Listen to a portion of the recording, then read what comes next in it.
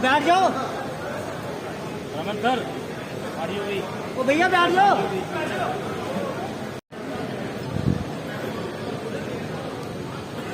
सभागार में उपस्थित सभी पत्रकार बंधुओं का स्वागत करता हूं। मित्रों, आज के इस शुभ अवसर पर मैं मंच पर उपस्थित माननीय प्रदेश अध्यक्ष रविंद्र रैना जी, चुनाव के प्रभारी जम्मू कश्मीर के श्रीमान जी किशन रेड्डी जी, डॉक्टर जितेंद्र सिंह जी, जम्मू कश्मीर के प्रभारी, और मैं मानता हूं आप सभी को भी मालूम है, मगर आप डिमांड को छापते हैं, जवाब को नहीं दिखाते हैं। और उस वक्त भी कहा था कि चुनाव के बाद उचित समय पर हम पूर्ण राज्य का स्टेटस रिस्टोर करेंगे। अब उनको मांगने की ही जरूरत नहीं है। दर्जा हमने आधिकारिक तौर पर दिया है। दो प्रकार है, जो उस ओर से यहाँ आए हैं उनको माइग्रेंट कहते हैं। दूसरी बात, योजना बहुत डिटेल बनाई जाएगी और संपूर्ण पुनर्वसन की हम चिंता करेंगे। इसके पहले भी आनंद फानन में जिनकी संपत्तियां बेच दी गई, जब टेररिज्म चरम सीमा पर था, तब काफी कश्मीरी पंडित और हिंदू सिख भाइयों ने अपनी संपत्ति बेचकर यहाँ आए थे। उचित दाम नहीं मिले थे, उनको योग्य दाम दिलाने का या तो संपत्ति वापस दिलाने का काम ऑलरेडी हम कर चुके हैं और 6000 लोगों को बसाने का काम भी हमारा ऑलमोस्ट समाप्ति के कगार पर। यार ये फोन किसने उठाया है?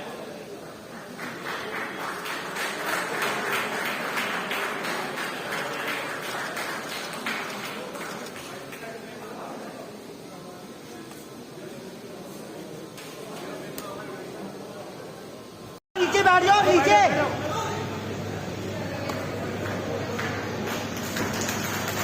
यार ये खड़ा कौन है यार?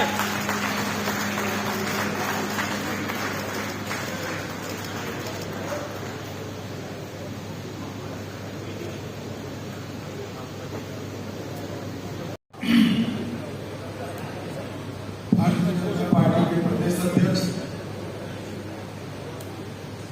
श्रीमान रैना जी, उनके नेतृत्व में बैठे हुए सारे भारतीय जनता पार्टी के वरिष्ठ नेतागण, चुनाव प्रभारीगण और आज 2024 जम्मू कश्मीर चुनाव के भारतीय जनता पार्टी के संकल्प पत्र के विमोचन के समय उपस्थित सभी पत्रकार, छायाकार, बंधु भगिनीगण, आप सभी का भारतीय जनता पार्टी की प्रेस वार्ता में स्वागत करता है। मित्रों, जैसा आप सभी जानते हैं, आजादी के समय से हमारी पार्टी के लिए जम्मू कश्मीर का एक भूभाग बहुत महत्वपूर्ण रहा है और आजादी के समय से ही हमने इस भूभाग को हमेशा भारत के साथ जोड़े रखने के लिए बहुत प्रयास किए। पंडित प्रेमनाथ डोगरा के आंदोलन से लेकर श्यामा प्रसाद मुखर्जी की शहादत तक ये पूरा संघर्ष पहले भारतीय जनसंघ और फिर भारतीय जनता पार्टी ने आगे बढ़ाया, क्योंकि हमारी पार्टी मानती है कि जम्मू कश्मीर हमेशा से भारत का हिस्सा है और रहेगा, इसमें कभी कोई संशय नहीं। मगर कई साल हो गए, 2014 तक जम्मू कश्मीर पर हमेशा अलगाववाद की परछाई रही, आतंकवाद की परछाई रही। अलग अलग स्टेट और non state actor Jammu Kashmir को अस्थिर करते रहे और सभी सरकारों ने एक प्रकार से एडजस्टमेंट की पॉलिसी से जम्मू कश्मीर को डील किया।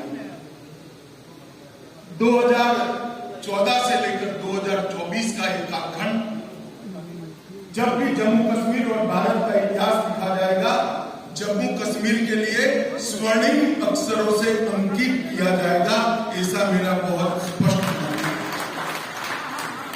ये 10 साल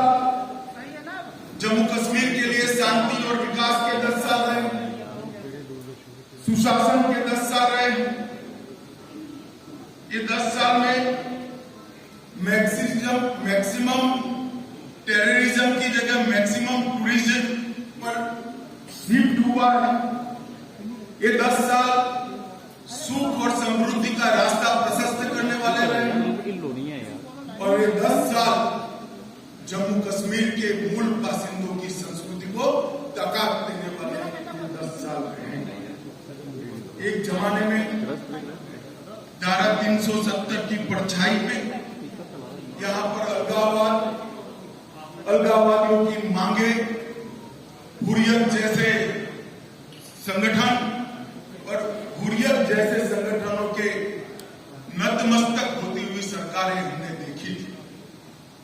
ये 10 साल के अंदर आज धारा 370 और 35A पास्ट बन गया है, वो हमारे संविधान का हिस्सा नहीं है। इसका पूरे भारत और जम्मू कश्मीर की यहाँ जो शांति, विकास और सामाजिक न्याय जमीन पर उतरने का काम हुआ है, इसका मूल कारण नरेंद्र मोदी जी का एक ऐतिहासिक फैसला 5 अगस्त 2019 को धारा 370 को समाप्त। बड़ी दुख की बात है, विगत दिनों में एनसी का एजेंडा मैंने पढ़ा और एनसी के एजेंडे को कांग्रेस का मौन समर्थन भी मैंने देखा। मगर मैं आज आप सभी पत्रकार भाइयों के माध्यम से पूरे देश को स्पष्ट कर देना चाहता हूं, धारा 370 इतिहास बन चुकी है, वो कभी लौटकर नहीं आ सकती हमारे, क्योंकि धारा 370 ही वो कड़ी थी जो कश्मीर के अंदर युवाओं को हाथ में हथियार और पत्थर पकड़ा दे। अलगाववाद की विचारधारा ही युवाओं को विकास की जगह आतंकवाद के रास्ते पर शिफ्ट करती थी और आज मोदी जी के नेतृत्व में ढेर सारे काम हुए। मित्रों, मैं चुनाव घोषणा पत्र पर आने से पहले कुछ चीजें जरूर कहना चाहता हूं। जम्मू कश्मीर में सबसे बड़ी जरूरियात थी शिक्षा की। लगभग ये 10 साल में 59 कॉलेजों को मान्यता मिली है। 30 कश्मीर डिवीजन में और जम्मू डिवीजन में 29, 16,000 छात्रों की प्रवेश क्षमता जोड़ी गई। न्यू एजुकेशन पॉलिसी के तहत आओ स्कूल चले अभियान हमने आगे दिखाया है, बढ़ाया है। 45 अटल टिंकरिंग लैब स्थापित किए हैं और 6,000 करोड़ की लागत से 2 एम्स, एक विजयपुर में, एक अवंतीपुरा में, IIT, IIM, नीम, यूनानी अस्पताल, कई सारे भवन और संस्थान उच्च शिक्षा के लिए यहाँ ढेर सारे संकल्प लिए हैं। मैं फिर से एक बार कहना चाहता हूँ, हमारा सबसे बड़ा संकल्प है शांतिपूर्ण, सुरक्षित, विकसित और समृद्ध जम्मू कश्मीर का निर्माण। भाइयों और बहनों, ये 10 साल में जो हुआ है, हम काफी मंजिल के काफी नजदीक।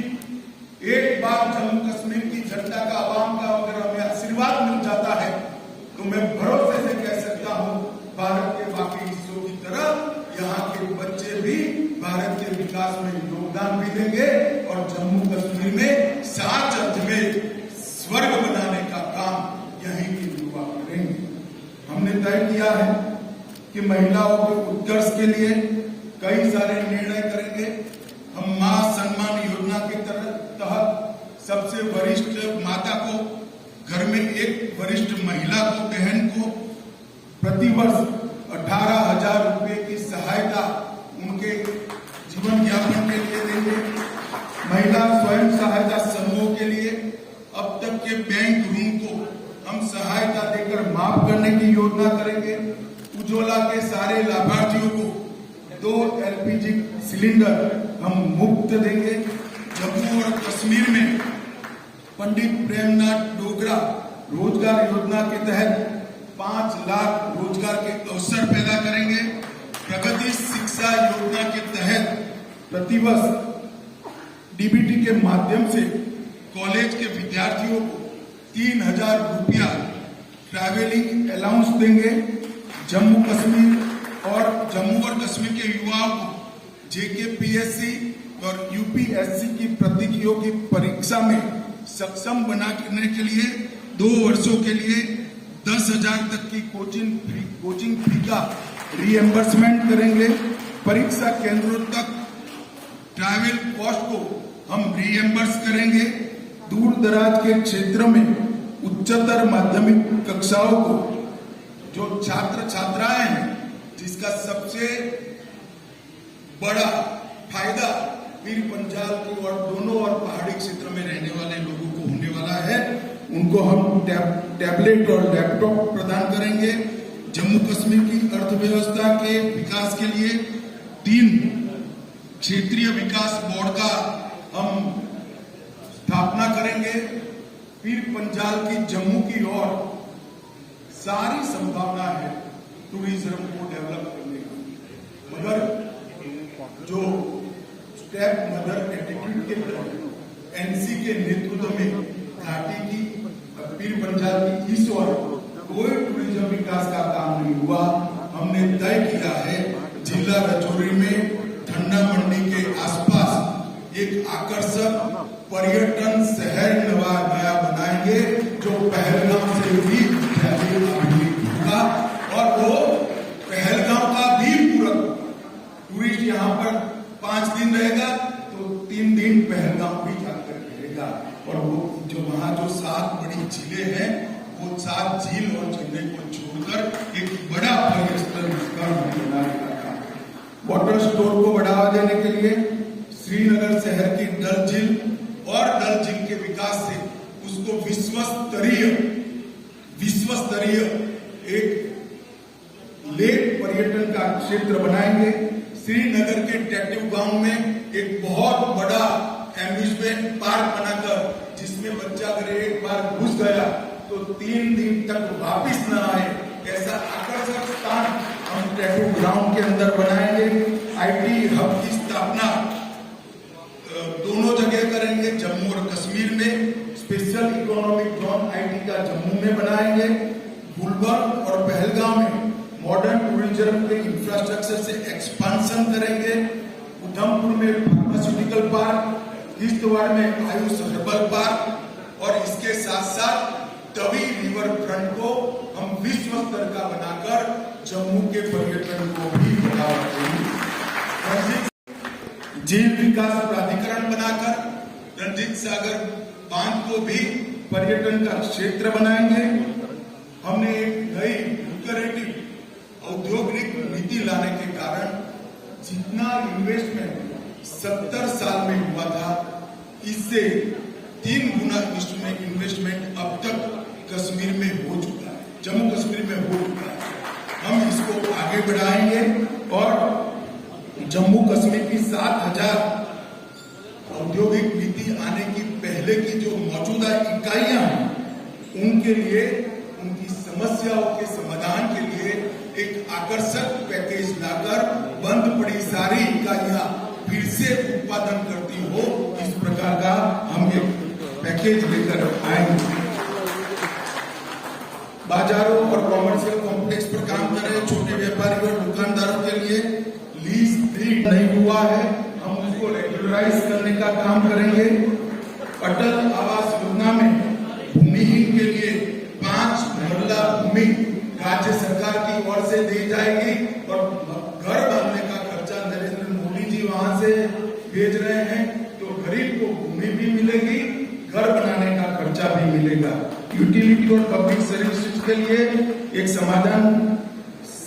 समस्या बिजली और पानी के बकाया बिलों के लिए एक समस्या समाधान योजना लेकर बकाया बिलों पर हम बड़ी राहत देने का काम करेंगे।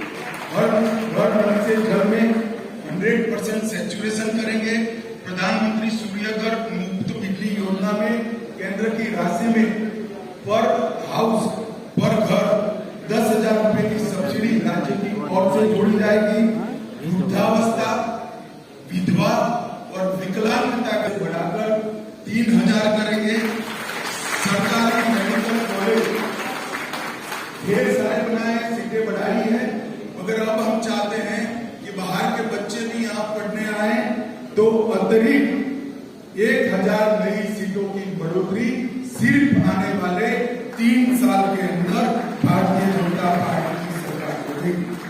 पीएम किसान निधि मोदी जी 6000 रुपया हर किसान को भेज रहा है, ये भेज रहे हैं, उसमें हम 6000 के साथ और 4000 जोड़कर हर किसान को 10,000 रुपया देने की बात करेंगे। कृषि गतिविधियों के लिए बिजली दर को 50% कम कर कृषि गतिविधियों में एक्टिविटी बढ़ाने का प्रयास करेंगे। जम्मू कश्मीर की आरक्षण नीति का पालन करते हुए सामान्य कोटा को प्रभावित करे बगैर अग्निवीरों को 20% कोटा देकर जम्मू कश्मीर के अग्निवीरों को हम प्रायोरिटी देंगे।